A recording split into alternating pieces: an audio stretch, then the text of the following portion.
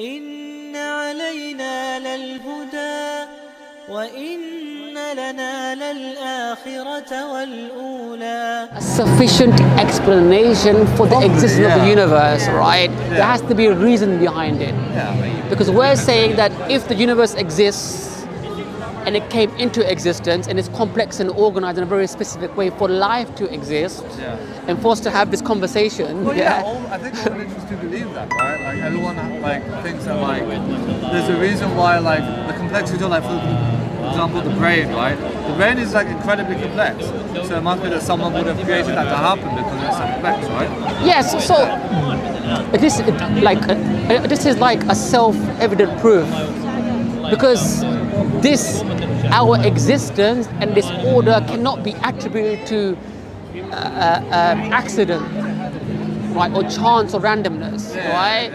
It's because if you look at your jacket, it cannot come from nothing. It cannot just, Everything that we exist right now in civilization is an incredibly complex process, right? And it can't just be coincidence that any of that happened. Excellent. So we will say that you would agree with us that there has to be something supreme. Probably, yeah. Yes, and you're looking up as well. Believe that the Creator is above the seven heavens. So we're saying Allah, Subhanahu wa Taala, is one supreme being, immaterial, not man, not woman, cannot be visualized, cannot be drawn, has no parents, has no children. Okay, so anything that you can visualize or draw is not the Creator. I don't believe that Jesus is the Creator, or God died on the cross, or a tree or a statue. This is the creation, yes? Because whatever created the universe has to be external, right? Has to be supreme and independent, and it has to have attributes. For example, knowledge. Because this world around us and within ourselves, there is a effect of knowledge. The heart, the lungs, yes, has to have a will to want to create, yes, has to have power to bring the atoms together, yes. So would you agree with this concept?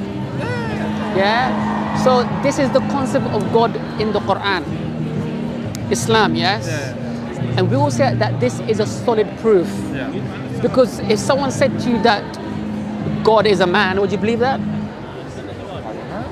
I mean, it's difficult to tell, right? Because if there's someone that has the possibility to create all of this, how the hell are we supposed to know? I have no idea. Revelation, yes. So we will say, rationally, because we will say something that is, because there has to be evidence. We don't have blind faith. What do you think of the theory that, say for example in Sikhism, there's a very prevalent kind of belief that every religion is a different path to the same God? I think intellectually it's a cop-out, because all religions have different concepts of God and different belief systems. They all cannot be correct. I see. If a Sikh, a Muslim, and a Hindu and an atheist sit in the same room, they all cannot be correct. It's a fallacy. You're gonna have it's a fallacy. Room, right? Either you believe that it is subjective, it is subjectiveness, then therefore there's no truth. We believe in absolute truth. I'm not Muslim because it's just my culture, but I believe it's the absolute truth based upon the evidence. Yes? So first and foremost is that there is evidence of one supreme being. Why? It's because anything that you can see or visualize is limited. A man is limited within the universe and came into existence. Whatever created the universe has to be external, not atoms and molecules, right? And that makes rational sense, right?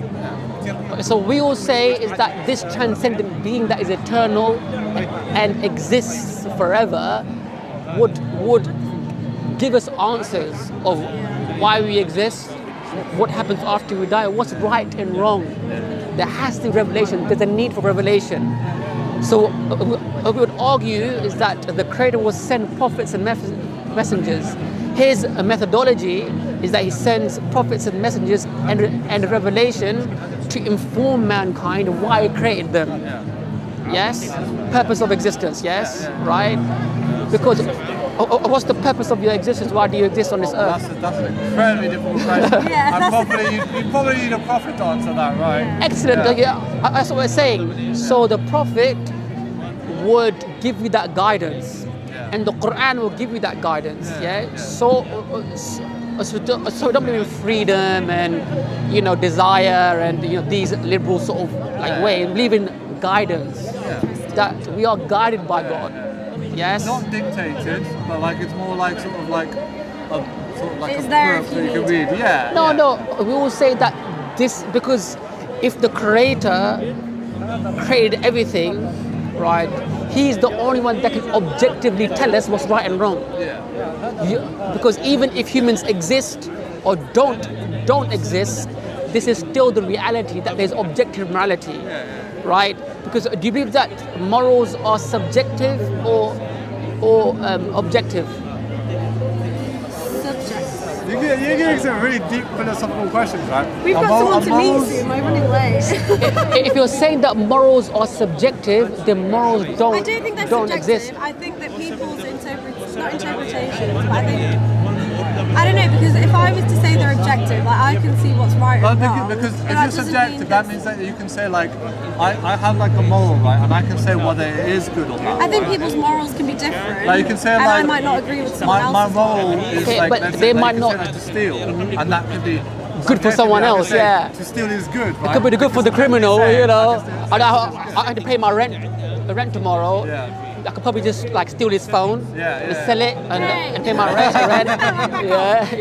But so in that person's mind, it could be. So it cannot come from the person itself, because I might think something is good, you might think that is bad, right? It cannot be society, because morals keep changing from society to society, from time period to time period, right? So for example, if you lived in Nazi Germany in 1930s, he was democratically elected and he came into power, right? It was part of the law to kill and stone Jews. So if we live in that society, we probably think it's moral to kill Jews, right?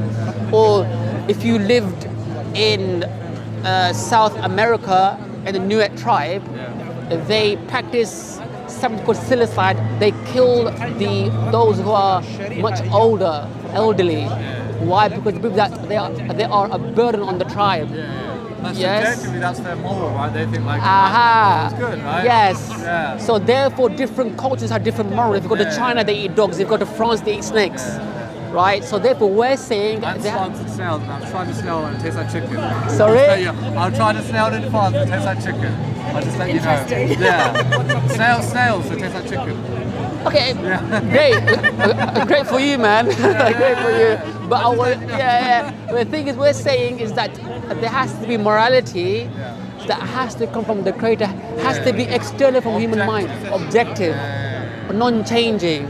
It cannot be challenged by the human mind. Yes, because I don't truly believe that the people in Parliament have my best interests. So And their opinions change like decades. Yes. You never know. So for example, a very controversial thing, in the 1940s and the 1950s, homosexuality was against the law. Yeah. So if you lived at that time period, you would think that it's a mental health It's issue. also considered a mental health But issue what's as your well. stance Yes. on We will say that objectively, we believe that the Quran is objective, and whatever the Quran says, I would accept it because it's coming from the Creator, and He's all-knowing, all-wise, and doesn't change with my feelings or society, because it's just what society is telling us, right? It's I have a friend that's Muslim, and she says that she says the same thing as you. That Quran would teach that homosexuality is not accepted. That doesn't reflect how she talks. Yeah, but behaves to people who are homosexual. She doesn't treat them anything different because it's got nothing to do with her religion. It's got to do with us. So we will As say in is that society. these feelings or desire is not a yardstick for morality. Yeah. Because then we would bring the argument of incest, right? Yeah. Because it's the harm principle. People are following liberalism, harm principle, postmodernism. What is a woman? You can question what is a woman today. 100 years ago, you'd be like, this person's, this person's not serious. But now, everything up for question. Now, what is a woman? What is a man? So we're saying is that Does when that make it more difficult for you then to interpret what society is going through and how to talk to people? Quran. So that's why we're calling you towards Islam, because only the Creator that has created us knows what is best for us. Because because society keeps changing, morals keep changing. But if you believe that morals are subjective, it's just an opinion, then killing cannot be wrong. Rape cannot be wrong, or murdering cannot be wrong. Why? It's because it's just an opinion. Society in the future might make something moral, but that's harming us. So how do we know that society hasn't shackled us right now to believe in certain things? How do you judge? How do you filter your morality? So we will say the Quran, yes, but we have evidences for the Quran. For example, in chapter 9, verse 33, the Quran postulates, prophesizes that Islam would manifest itself over all religions, even if the disbelievers don't like it. Yes, like in Surah Hajj, chapter 22, I believe. Verse 50, not really. Yeah, it says is that whoever thinks that Allah would not support His Prophet, yes, they should get a noose and hang themselves. Meaning that for definite Allah will support His Prophet, and then Islam will spread. Yes, even the Prophet Muhammad said that Allah folded the earth for me, and then I saw that Islam was spread to the east and the west, and this precisely happened, right? That the Prophet Muhammad said that Islam would take over Rome. It did. It would take over Persia. Yes. So now the Persians were a superpower for 395 years. The Muslims for just like 30 years they had grouped together. So a 30-year-old people took over a 395-year superpower, like Persia. This is what the Quran is prophesying, that Islam will spread. Yes. The Prophet Muhammad said that Islam was spread to Hind. I'm from Asia, yeah, South Asia specifically. Yes, he said that Islam would enter Syria. He said Egypt. Yes, right. This was when the Muslims were small in number. Yes. When it was a new religion. Yes, it was very new, right? So how did you know this? How does the Quran know this? I have no idea. We will say rationally it has to come from the Creator. Yeah, because it's subjective. It's outside the field of like physics and reality, right? Yes, because science cannot, because they are metaphysical realities. For example, consciousness, mathematics, logic. There's something that you cannot physically see. You cannot see in a microscope. Morality you cannot see in a microscope. Therefore, the agnostic has a very difficult way to kind of ground their existence. Yes. So even the Prophet Muhammad said that there'll come a time in the future, in an authentic narration, where these barefooted Bedouin desert dwellers, there'll come a time where they'll compete in building tall buildings. So now, where's the tallest building in the world? I don't know. It's called the Burj Khalifa, yes, right?